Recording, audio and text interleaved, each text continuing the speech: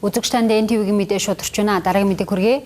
За наадмын дараа шатхууны үүнд тодорхой хэмжээний өөрчлөлт орох төлөвтэй байна. Тодорхойлбол АИ 92 төрлийн автобензиний үн тодорхой түвшинд нэмэгдэх бол дизель түвшний үн буурна гэж аж үйлдвэр эрдэс баялагын яамнаас мэдгдлээ. За олон улсын зах зээл дээр дизель түвшний үн 30 орчим хувиар унаад байна. Иймээс шатхууны үн хангамжийн зөвлөл 7 дугаар сарын 20-нд хуралдаж шийдвэр гаргахаар болсон байна. Орос улбаны улсад шатхууны хомсдол үүсч импортоо хязгаарлаж эхэлсэн. Гэхдээ Монгол улсад ямар ч хязгаарлалт хийгдэхгүй шатхууны нийлүүлэлт хэвийн үргэлжилж байгаа гэдгийг аж үйлдвэр эрдэс баялагын яамнаас мэдээллээ.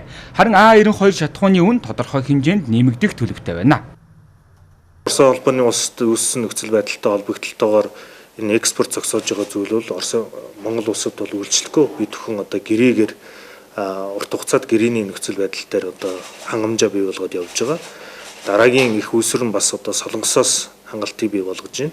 Бүгд найрамд хятад ард улсын Петрочайна болон Петрочайна Oil одоо холбогдох компаниудтай бол бүтээгдэхүүн авъя гэдэг энэ гэрээ тохироогоо бол хийчихсэн. Үндэсний хөгжил шинтгэлийн хорооны одоо шийдвэрийг хүлээж байна. Тэгэхээр бид зөвхөн ойрын хугацаанд бол одоо бүтээгдэхүүний үн нэмэгдэх хангамж тасалдах одоо юм асуудал байхгүй гэдгийг бас тодтогч хэллээ. За өнөөдрийн байдлаар Монгол улс А92 төрлийн бүтээгдэхүүний 33 хоногийн нөөцтэй байгаа бол дизель түлшний 27 хоногийн нөөцтэй байна. Цаашлаад дизель түлшний үн олон улсын зах зээл дээр буурч байгаа учраас үнийн зөвлөл хуралдаж түлшний үнийг хямдруулахаар болсон байна.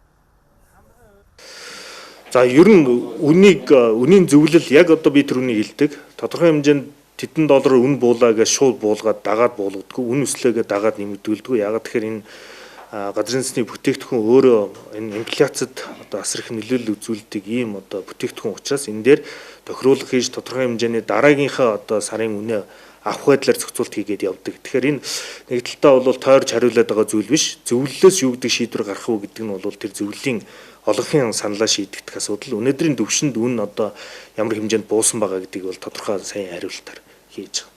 За түүнчлэн Монгол улс дангаан Орос улбаны улсаас гэлтгүй бүгд найрамдах хятад улс, бүгд найрамдах Сонгос улсуудаас дизель түлшийг авахар болсон байна.